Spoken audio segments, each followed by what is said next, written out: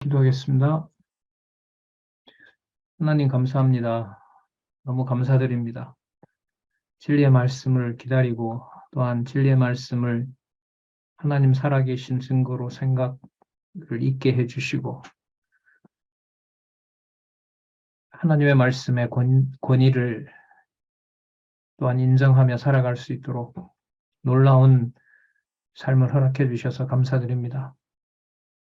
함부로 대하지도 못하게 하시고 또한 우리의 의사와 상관없이 말씀에 살았고 운동력 있는 말씀이 우리를 주관하신다는 사실을 그때그때마다 깨닫게 해주시고 또 기억나게 해주셔서 감사드립니다.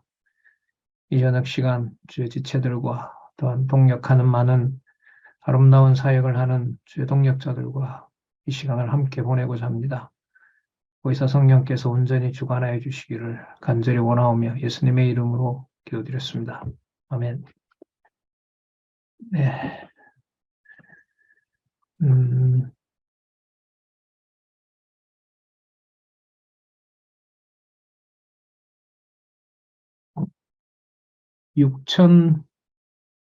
612페이지죠. 저녁반은 612페이지에 예물규례 선포에서부터 보도록 하겠습니다. 예물규례 선포에서 이 맥락에서 언약과 성취와 관련해서 제일 중요한 부분이 뭐냐 하면은요, 출애굽기 34장의 연장이라는 겁니다, 이게. 출애굽기 34장에서부터 나오는 그 내용이 출애굽기 19장에서부터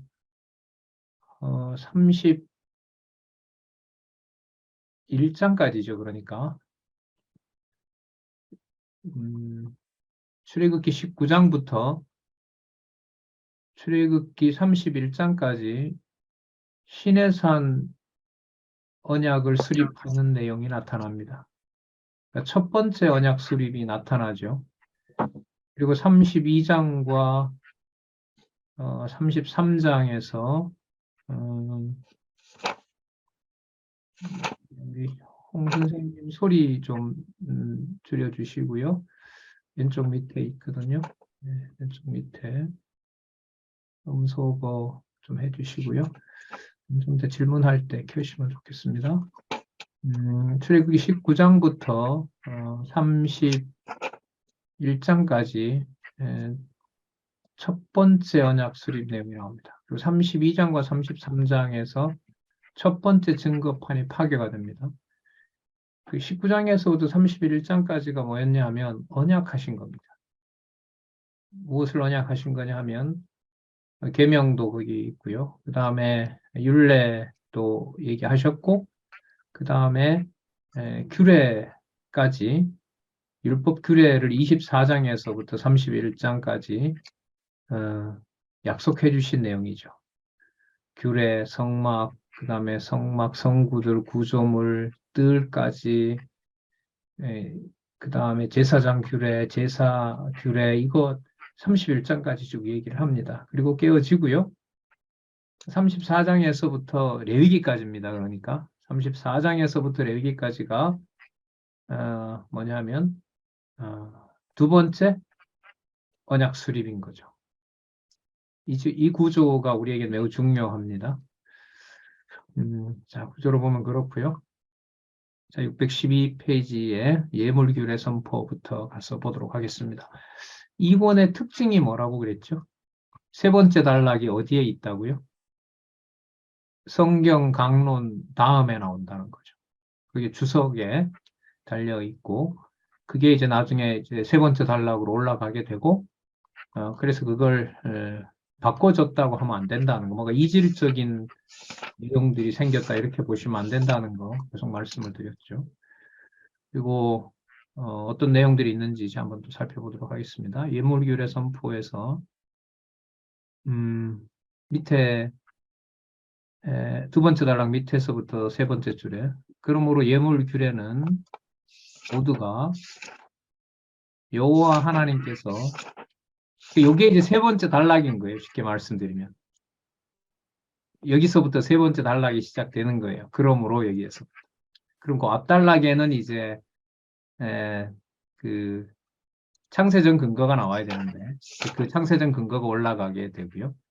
이렇게 되는 거죠. 그리고 앞에 있던 내용들은 그 앞에 있는 내용들하고 연관을 시켜서 얘기를 하고요. 자, 이렇게 됩니다. 예물 규례가 모두가 하나님께서 장차 택자들을 위하여 영원한 제물이 되실 예수 그리스도를 보내어 주실 것에 대한 예표로서의 모형과 그림자적인 언약의 말씀이다. 이게 이제 예표로서의 모형과 그림자 이렇게 하고 이제 표현은 언약을 섭리를 계시하셨다. 이렇게 이제 표현이 더 강화되면서 여호와 계시가 되도록 그렇게 발전하죠. 자, 여러분 여기 영원한 재물에 대한 구절은 이 개념은 성경에 나올까요? 안 나올까요? 영원한 재물 있어요? 성경에?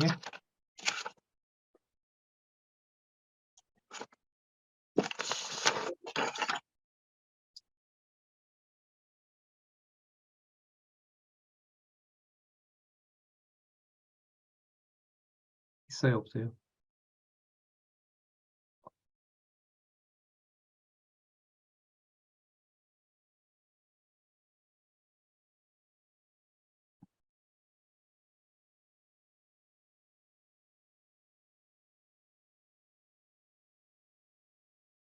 영원한 재물이 성경적 개념인가요? 아닌가요? 아니다는 사람. 맞다는 사람. 맞다는 분. 맞아요? 성경적 개념이 아니다. 이건 박용규 목사님이 만들어낸 개념이다. 라고 생각하시는 분. 없어요? 예. 기억은 나지 않지만은 이 개념은 이제 성경적 개념입니다. 혹시 여러분 찾아오신 분? 몇 장 몇 절?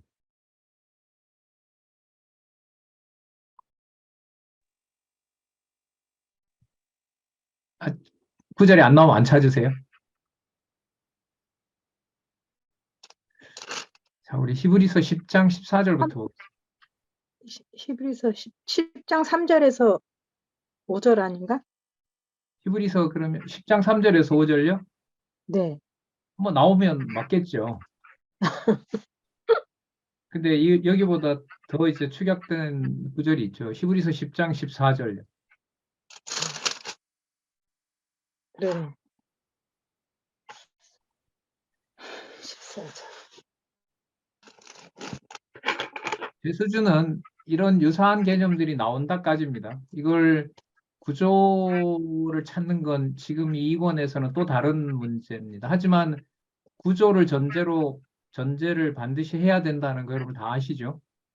구조를 끼워 맞추는 게 아닙니다. 그래서 아까도 그 출애굽기 19장에서부터 31장까지라고 말씀을 드렸고, 그게 이제 출애굽기 34장에서부터 레위기까지라는 거, 언약과 성취 구조라는 거 말씀드렸습니다. 그게 전체와 관련이 된다는 거죠. 자, 히브리서 10장 4절 보면 저가 한 제물로 거룩하게 된 자들을 영원히 온전케 하셨느니라. 그러면 뭐가 되셨다는 말이죠? 영원한 제물이 되셨다는 걸 알 수가 있죠. 그 다음에 에베소서 5장 2절 한번 볼까요?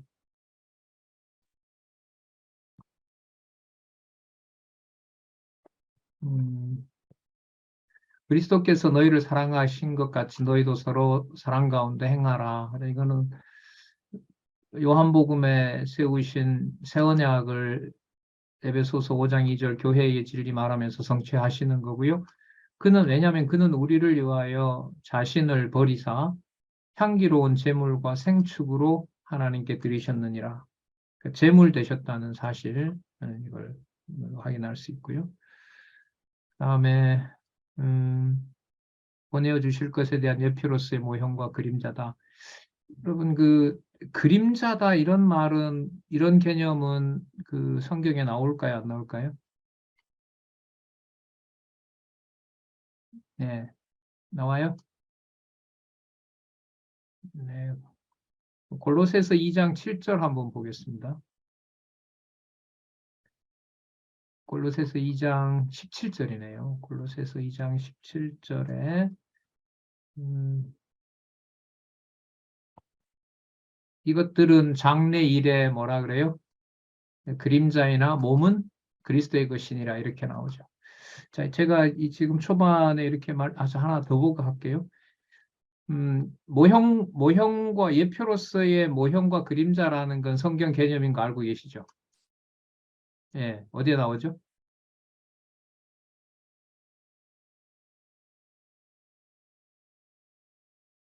나오긴 나오는 거예요? 나오긴 나와야 돼요. 찾지는 못하시더라도. 자, 히브리서 8장 5절 보겠습니다. 저희가 섬기는 것은 하늘에 있는 것의 모형과 그림자라. 모세가 장막을 지으려 할 때 지시하심을 얻은 것 같으니 가라사대 삼가 모든 것을 산에서 내게 보이던 본을 쫓아 지으라. 그러면 그리스도께서 오셔서 지으시는 이 성전 또 거기서 드려지는 제물 이 모든 절차들이 그리스도께서 하고 싶은 대로 하실까요? 하나님께서 정해놓으신 대로 하게 하셨을까요? 후자겠죠. 그 다음에 자, 또 나오죠. 그림자 개념이. 히브리서 9장 24절. 히브리서 9장 24절 보겠습니다. 그리스도께서는 참것의 그림자인 손으로 만든 성소에 들어가지 아니하시고 오직 하늘에 들어가사 이제 우리를 위하여 하나님 앞에 나타나시고 이렇게 나왔죠.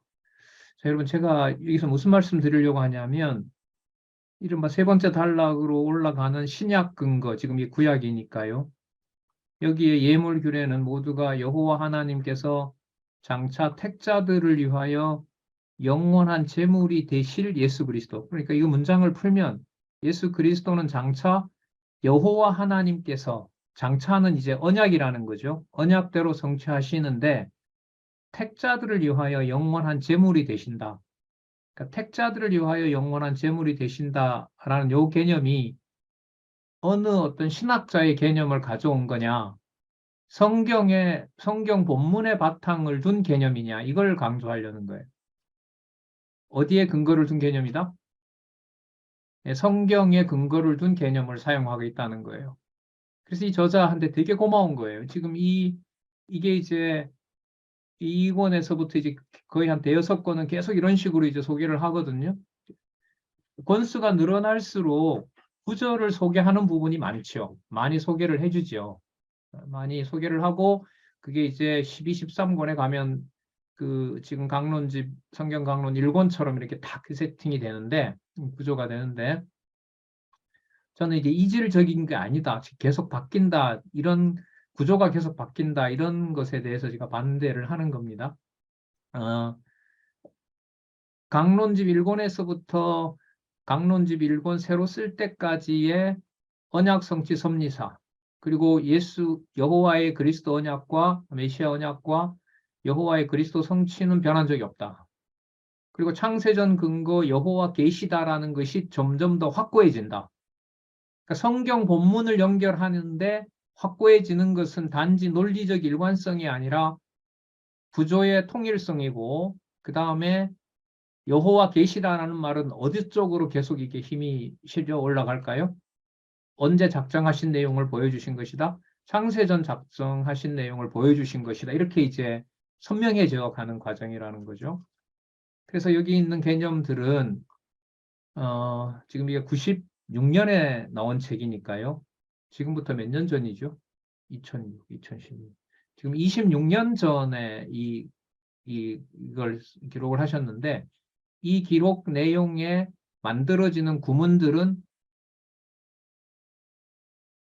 어디에 사용한 개념들이다. 어디에 등장하는 개념들이다.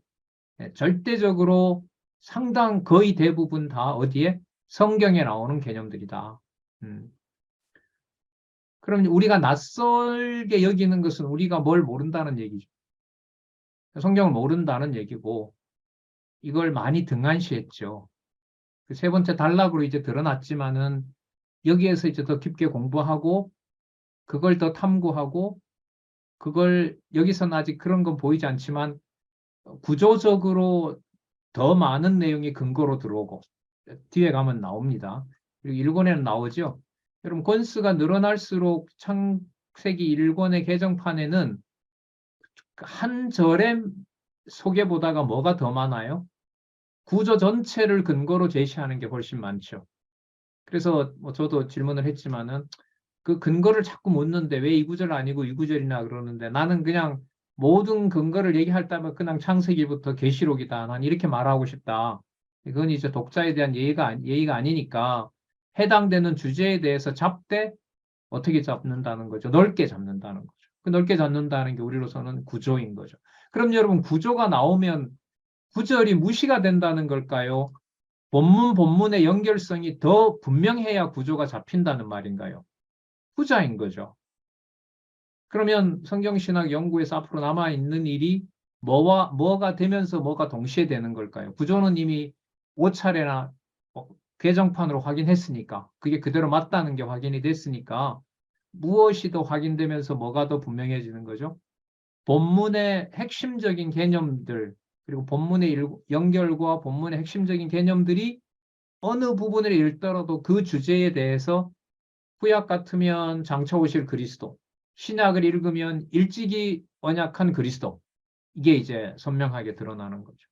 그리고 그럴 때 성경의 내용들이 몇 장 몇 절에 해당하는 걸 모르더라도 그 개념이 어디에 이런 개념이 나온다라도 뒷받침이 되면 저자가 의도한 기록한 성경 강론의 길을 따라가는 거죠. 그래서 지금까지 나온 성경의 그 해석, 방법, 그리고 성경을 하나님 살아계신 말씀으로 확증하는 것을 이렇게 안내를 해주는 것은 역사적으로 없었다. 거기에 지금 저희들이 이 성경 신학을 함께 공부하고 있는 이유가 되겠죠. 자, 613페이지로 가보겠습니다. 먼저 번제 예물이 나오죠. 번제 예물에서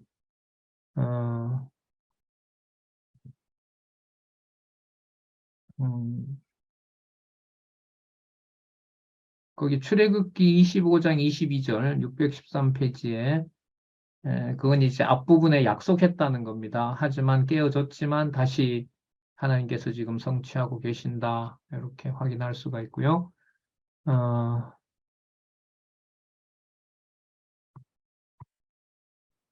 자, 얘는 넘어가겠습니다.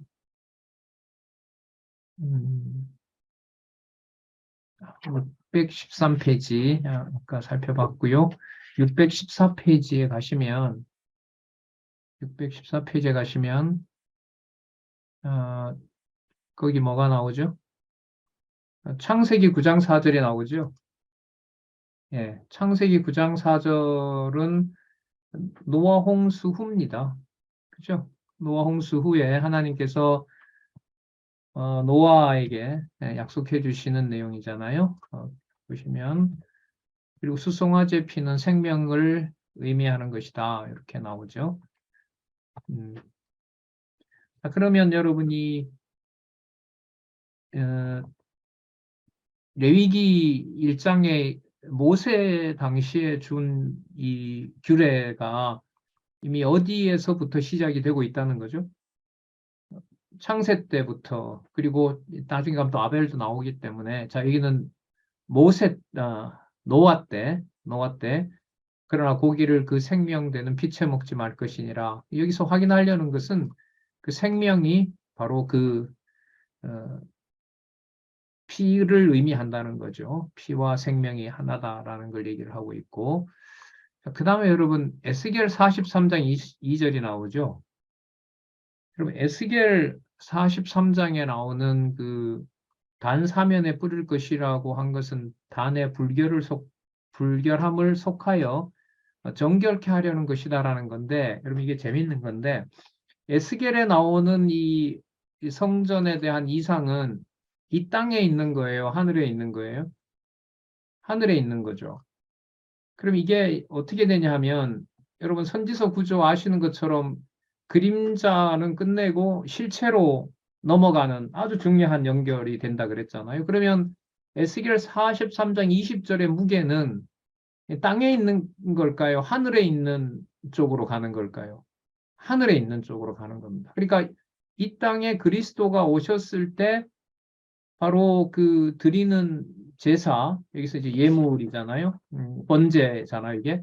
그 번제를 얘기를 할 때 에스겔을 우리가 구조로 알고 있어야 에스겔 4장 30절이, 43장 20절이 그림자가 아니라 어디로 연결이 된다? 실체로 연결이 되고, 그러면 누구랑 바로 연결이 되죠? 그리스도랑 연결이 되는. 그래서 이게 되게 반가운 거예요. 어? 에스겔이 나오네? 뭘 얘기를 하는데? 레위기를 얘기를 하는데. 근데 사실 여러분 이게 좀 알아야 되는 게 레위기에 나타난 이 내용들이 이렇게 지키던 제사 규례가 언제 망하죠? 바벨론에 망하잖아요. 맞죠? 그러니까 에스겔은 뭐냐 하면 바벨론에게 최종적으로 망하기 한 3개월 전부터 그 침략이 임박했을 때 예루살렘 성전도 망하고 나라도 망하는데 에스겔이 안타까워 하잖아요. 그런데 어디에 있는 성전을 보여주는 거예요? 하늘에 있는 성전을 보여주는 거예요. 이걸 무시해버리고 그냥 에스겔 43장 20절을 얘기했다가는 흘러가는 게, 빼져버리는 게, 빠져나가는 게 너무 많은 거예요. 근데 지금 설명해 보면 아까 예표고 모형이고 그림자라고 했잖아요. 그럼 이제 장차 오실 실체는 누구를 얘기를 하는 겁니까? 그리스도를 얘기하는 거잖아요. 그럼 에스겔 43장 20절에 있는 이 말씀이 어떤 배경으로 들어와 있는지를 아는 것과 모르는 것은 차이가 굉장히 크죠. 예. 자, 그 다음에 바로 연결이 돼요. 그리고 그것은 피 흘림이 없으면 사함이 없다. 히브리서 9장 22절. 율법을 쫓아 그의 모든 물건이 피로써 성결케 되나니 피 흘림이 없은즉 사함이 없느니라. 그럼 아까 노아에게 했던 피는 곧 생명을 말하는 거니까 사함은 하나님이 보셨을 때 죄에 대한 사함은 반드시 뭘 흘려야 되는 거예요? 피를 흘려야 되는 거죠. 피를 흘려야 되는 거예요. 아, 그래서입니다. 그래서 617페이지로 가시면요.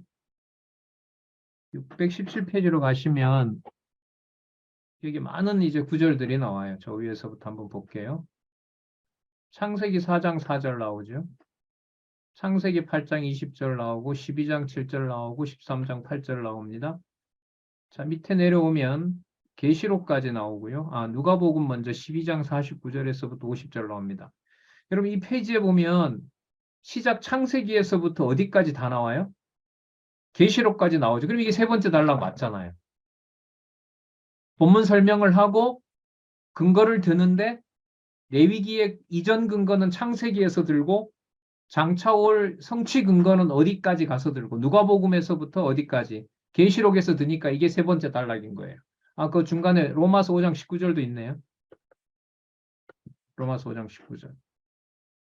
그러니까 이걸 이제 앞으로 올려서 세 번째 단락으로 끌어올리는 거죠. 예. 뭐 다른 것 다시 추가하실 수도 있겠죠. 자, 그럼 창세기 4장 4절부터 가볼게요. 그럼 여러분 여기서 이제 아벨이 나오는데 그럼 아까 노아가 이미 나왔었잖아요. 그럼 이게 다 정리가 되는 거죠. 노아 이전에 누구 때부터? 아벨 때부터 벌써 이 규례가 다 드러난다. 그러면 이 저자는 이 번제를 얘기를 하면서 어디서부터 어디까지가 다 연관되어 있다는 걸 보여줘요. 창세기에서부터 계시록까지. 근데 이런 연구가 96년도 같으면 이제 한참 신학연구원이 운영이 될 텐데, 연구원들 모임이 있었을 텐데, 이런 연구들이 지속적으로 되질 않죠. 그러다 보니 이제 이 강론집의 저자가 성경을 하나님의 말씀으로 확증해 나가는 그 의의라든지 그런 부분에서 이제 약화되는 거예요.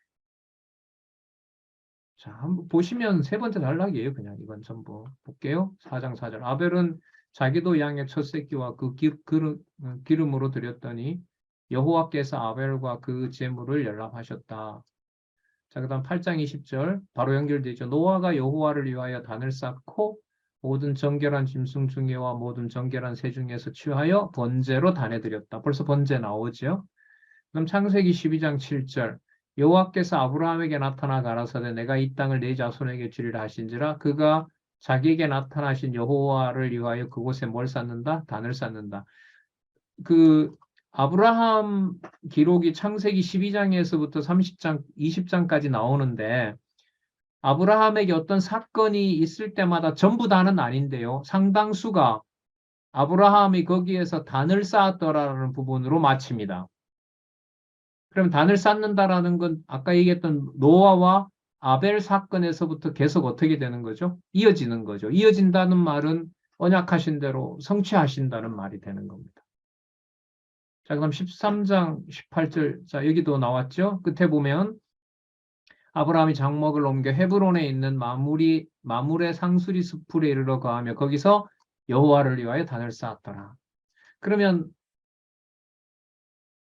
단을 쌓는다는 것은 이제 하나님께서 제물을 받으시는 그 제사를 받으시는 것하고 관계가 되니까 이게 바로 이제 이 번제를 할 수 있는 요건을 하나님께서 다 만드시는 거죠. 그러니까 하나님이 언약대로 성취한 결과가 번제단을 쌓는 거고 그야말로 제사를 드릴 수 있는 규례가 만들어지는 거죠. 자, 그럼 어떤 방식으로 드려라? 번제는 이렇게 해라, 소제는 이렇게 해라, 화목제는 이렇게 해라. 이렇게 이제 여호와께서 다 알려주시는 겁니다. 자, 그 다음 로마서 5장 19절.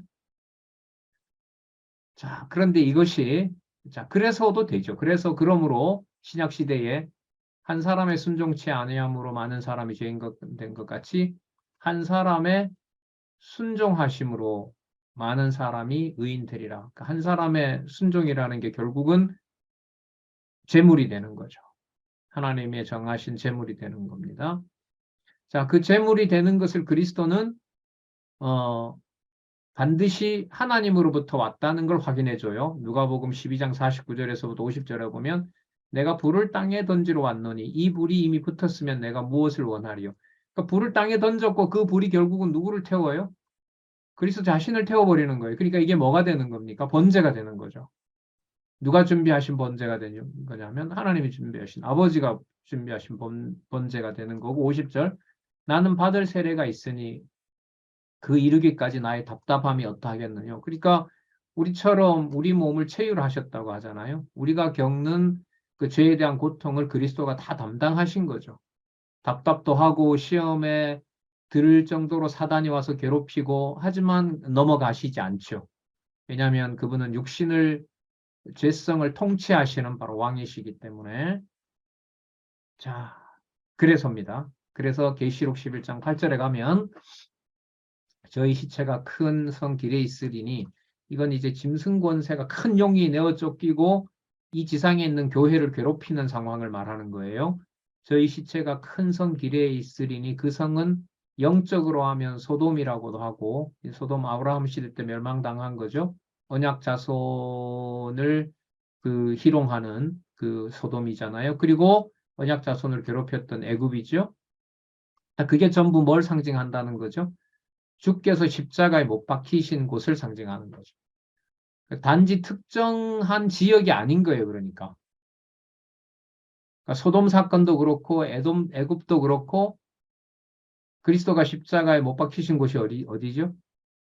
예루살렘 갈릴리잖아. 그 골고다잖아요. 그러니까 여기서는 특정한 어느 장소를 말하는 게 아니죠.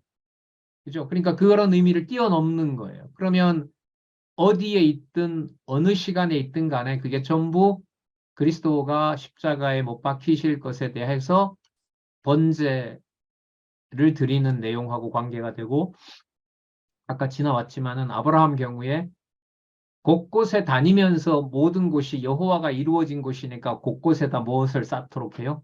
단을 쌓도록 하죠. 그럼 그게 어느 특정한 곳에 있다고 해서 특정한 곳에 얽매일까요? 모든 것에 적용이 될까요? 그렇죠. 예루살렘에 성전을 세우면 그게 반드시 유대인에게만 해당되는 게 아니에요. 그걸 개방이 된단 말이죠. 개방되는 방법이 뭐냐면 이방이 와서 그 문을 열어놓는 거였어요. 그래서 예루살렘과 온 유대와 사마리아와 땅끝까지 이제 복음의 증인이 되리라는 약속하고 관계가 되겠죠. 자, 중요한 말씀이 나왔죠. 더 나오네요. 618페이지에 가면 교회와 연관이 되는 부분이 나오는데 에베소서, 히브리서, 요한일서 이거 거의 뒷부분이네요.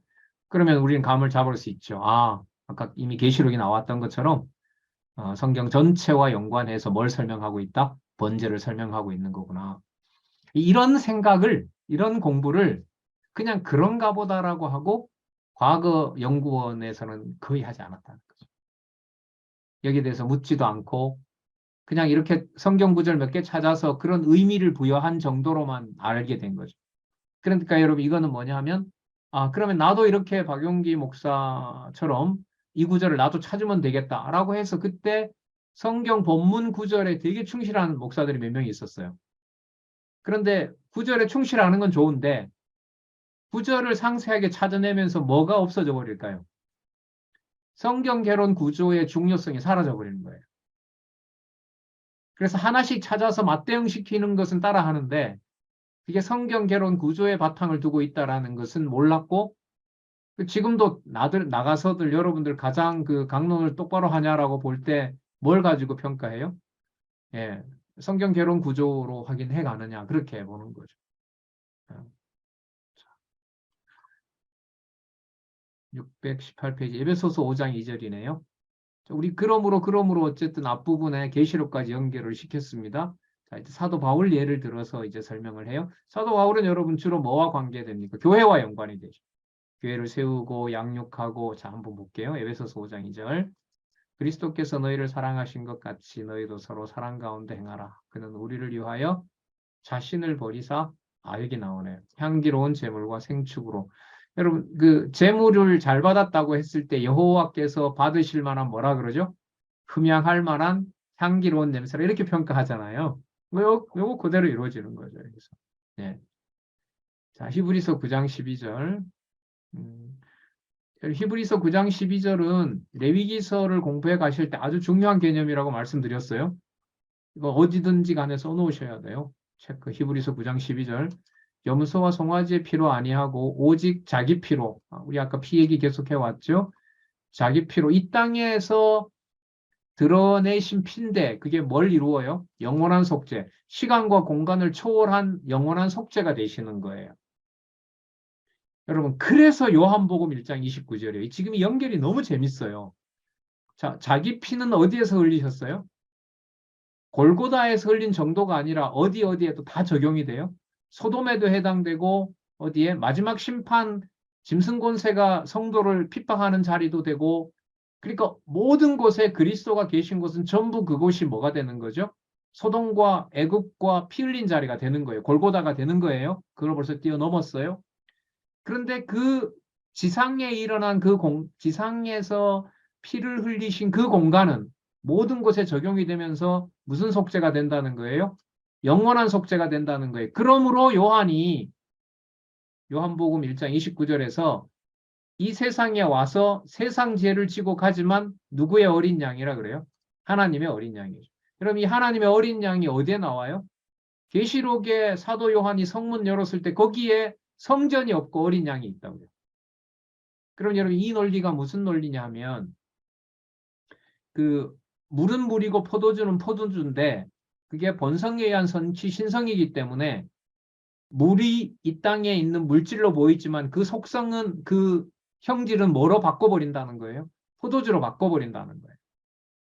그러니까 몸의 이 땅에 오신 거 말씀이 육신이 된 걸 부정하면 돼요? 안 돼요? 절대로 안 돼요. 자, 여기서 오늘 나온 거 되게 중요하죠. 절대로 바꾸면 안 되는데 그게 반드시 예루살렘 어느 시간 어느 특정한 장소에 얽매이지 않아요. 얽매이지 않습니다. 지상에 그러면 초월한 게 아니죠. 지상에 꼭 이루어져야 돼요. 하지만 지상의 공간에 얽매이지 않아요. 그리고 얽매이지 않는단 말은 어디 차원으로 가요? 창세전 하나님의 영원한 차원으로 가는 거예요. 그게 성령이 임하셔서 여러분들과 저에게 임해서 가정교회의 비밀이 거기서부터 이루어져야 되는데 결국은 이 성경 강론집에 그걸 따라가지 못함으로 성경을 모르니까 가정교회에 대한 가치부터 몰랐던 거예요. 결국 강론집의 공부가 문제가 있었던 거예요. 제가 봤을 때는. 그리고 지금 세 번째 단락을 통해서 마지막 이 성경 강론집의 공부 방법으로 우리가 왔다 이 말은 그냥 이론으로 끝나면은 너무 아쉽잖아요. 아, 그런가 보다라고 되는데 여러분들과 제 직접적인 문제였던 이 공부가 저자가 안내한 대로 모르는 상황에서 과거의 체제는 또 이른바 일반적인 교회 체제다 보니까 가정교회에 대한 중요성들을 목회 관점에 봤을 때는 이게 간과가 된 거죠. 만약에 뭐 가정이지만 이 강론집을 따라가면서 아마 계속 이 저자한테 계속 만약에 막 물어가고 끊임없이 집요하게 물어갔더라면 교회 체제 개혁은 한 10년 더 빨리 벌어졌을지도 모르죠. 저자는 총회장 된 다음을 굉장히 중요하게 여기더라고요. 여기시잖아요. 총회에 들어가서 뭔가 해보려고 했는데 구조 자체가 안 된다는 거잖아요. 그럼 무슨 구조로는 안 돼요? 여기 있는 노회, 당회 구조는 안 된다는 거죠. 거기서부터 이제 개혁의 그걸 제시를 하거든요. 제 기억은 그래요. 자, 일단 히브리서 9장 11절도 중요하죠. 그래서가 되는 거예요. 그러니까 세상 죄를 지고 가는 하나님의 어린 양이다. 하나님의 어린 양은 물질이지만 어디에 속한 분이다? 계시록으로 가면 영원한 천국의 통치자이다. 만왕의 왕 만주의 주가 되신다. 그러므로 히브리서 9장 11절이에요. 그리스도께서 장차 좋은 일의 대제사장으로 오사 손으로 짓지 아니한 곳. 손으로 짓지 않았으니까 과거, 미래, 현재를 다 초월하는 거잖아요. 여기 나오죠? 어디에 속하지 않아요? 창조에 속하지 아니하고 아니한 더 크고 온전한 장막. 그럼 창조에 속하지 않는다는 말은 이 땅에 오지 않았다는 게 아닙니다.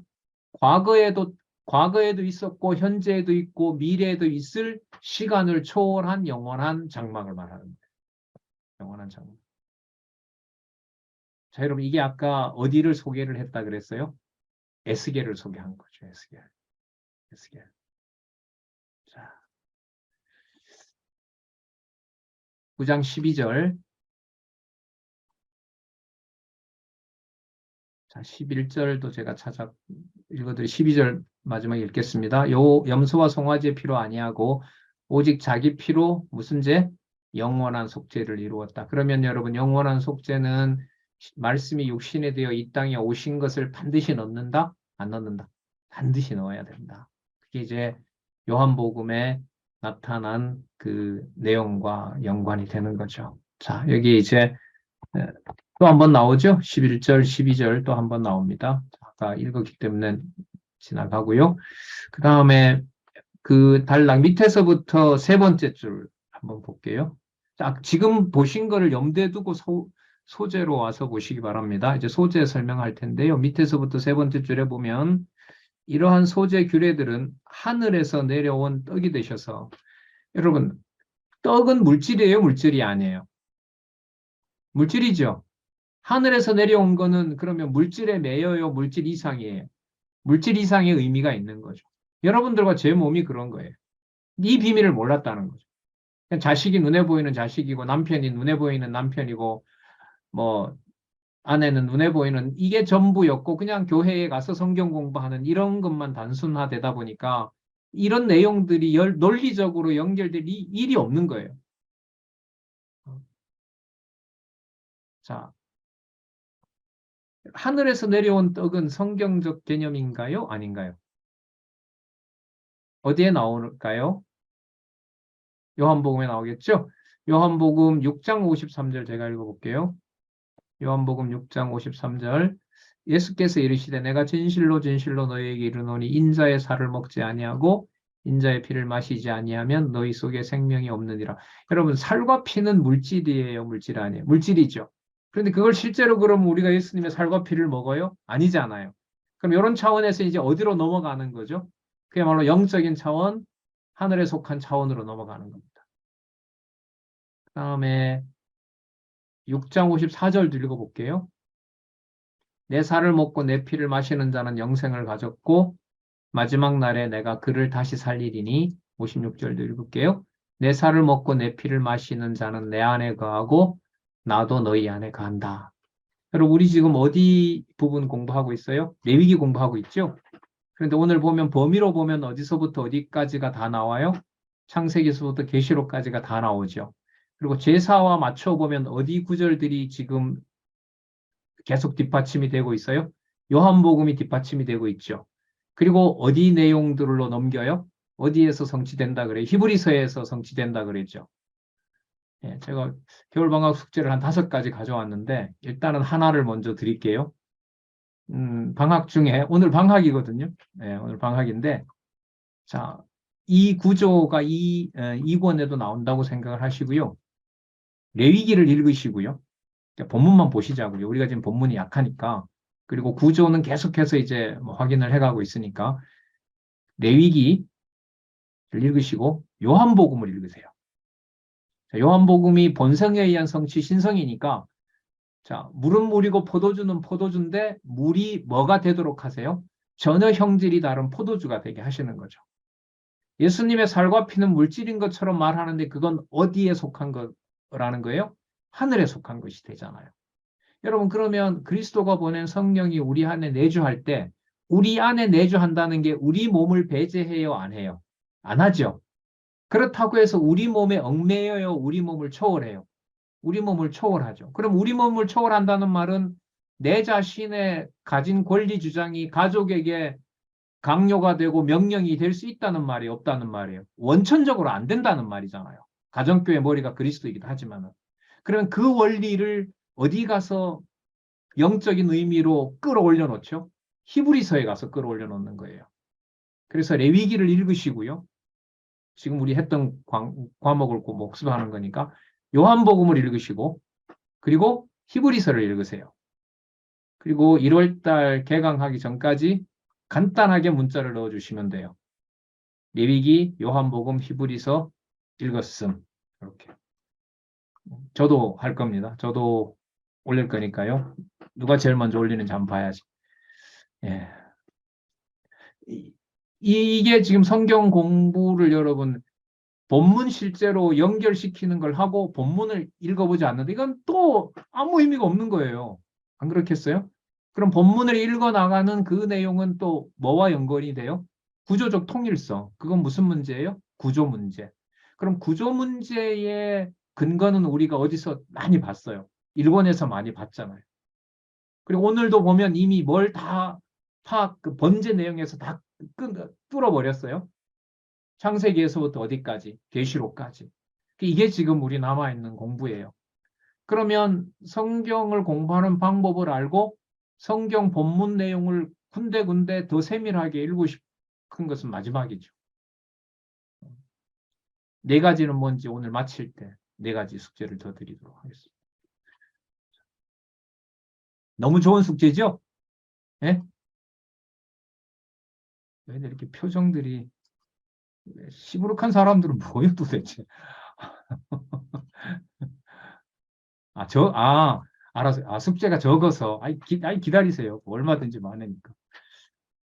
자, 소재, 그러면 여러분 한번 보세요. 아까 번제나 소제도 창세전 영원한 하나님의 작정과 본성이 신성이신 것을 공통점으로 이미 다 가지고 있어요? 안 가지고 있어요? 다 가지고 있죠.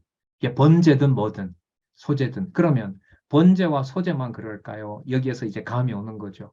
화목제든 속제제든 전부 다 그럴까요? 전부 다 그러죠. 그러면 여러 가지 제사 지내는 방법들, 뭐 거제니, 요제니 이런 거 있잖아요. 그것도 전부 다 어떻게 될까요? 다 연관이 되죠. 그래서 여러분 히브리서는 레위기는 진짜 보상이 크다니까요. 사실 여러분 분량으로 보세요. 출애굽기 34장부터 레위기서까지가 신해산 언약의 절반이 넘잖아요. 그죠?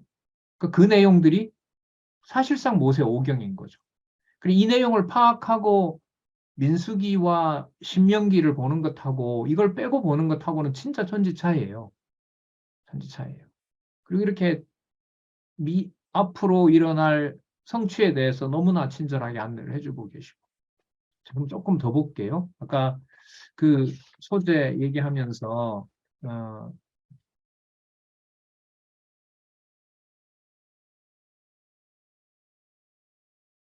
자, 소재로 그냥 넘어갈게요. 618페이지에 보시면 18페이지에 보시면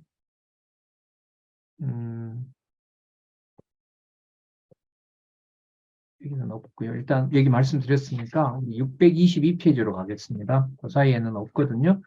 622페이지에 가면 자, 저 위에 어디에 뭐가 나와요? 창세기 4장 3절에서 밑에 내려와 보세요. 어디까지 나옵니까?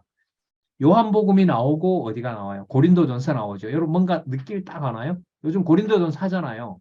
성전이 곧 누구라고 얘기를 해요? 우리 몸이 곧 성전이잖아요. 그러면 우리 몸이라고 했을 때 몸이 육체를 배제해요? 육체가 들어가요? 근데 육체가 들어가지만 육체에 얽매여요? 육체를 뛰어넘어요? 육체를 뛰어넘죠. 그러니까 무슨 차원이에요? 영적 차원이라는 거예요. 영적 차원인 거예요. 이게 여러분 뭐예요? 교회잖아요. 이게 교회 창립에서부터 이제 교회 승리까지 갑니다. 한번 볼게요. 창세기 4장 3절.